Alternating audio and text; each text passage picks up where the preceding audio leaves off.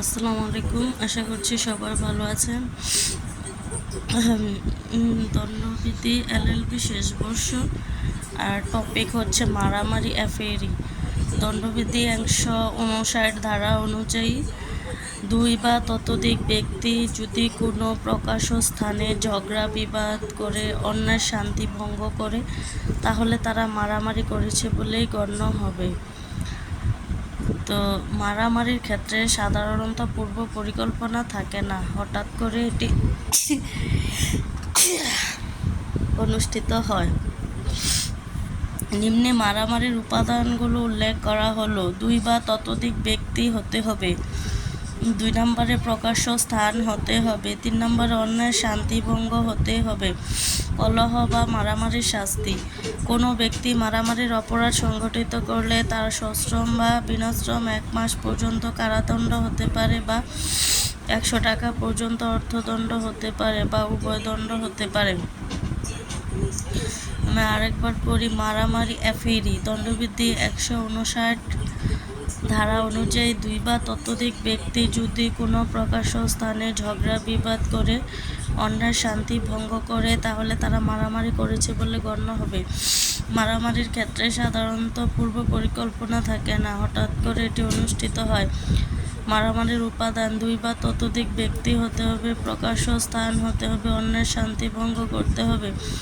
কলহ বা মারামারির শাস্তি: কোনো ব্যক্তি মারামারি অপরাধ সংঘটিত করলে তার সশ্রম বা বিনাশ্রম 1 মাস পর্যন্ত কারাদণ্ড হতে পারে, 100 টাকা পর্যন্ত অর্থদণ্ড হতে পারে, বা উভয় দণ্ড হতে পারে।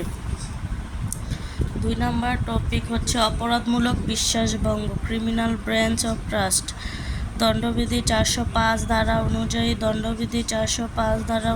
কোনো ব্যক্তি যদি আইনগতভাবে কোনো সম্পত্তি পরিচালনার জন্য দায়িত্বপ্রাপ্ত হয়ে অসাধুভাবে যে সম্পত্তি আত্মসাৎ করে নিজের ব্যবহারে প্রয়োগ করে বা বিলি ব্যবস্থা করে, বা অন্য কোনো আরেকবার পড়ি অপরাধমূলক বিশ্বাসভঙ্গ, ক্রিমিনাল ব্রেচ অফ ট্রাস্ট।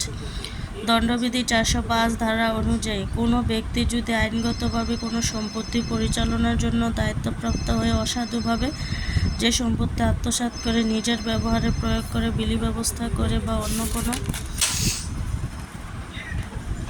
ব্যক্তিকে তা করতে দেয়, তাহলে উক্ত ব্যক্তি অপরাধমূলক বিশ্বাসভঙ্গের অপরাধ করেছে বলে গণ্য হবে। যেমন ক একটি গুদামের রক্ষক, খ তার কিছু আসবাবপত্র ক এর গুদামে নির্দিষ্ট পরিমাণ ভাড়া দেওয়ার শর্তে গচ্ছিত আছে, কিন্তু পরবর্তীতে ক অসাধুভাবে এই আসবাবপত্র বিক্রি করে দেয়। ক এখানে অপরাধমূলক বিশ্বাসভঙ্গ করেছে।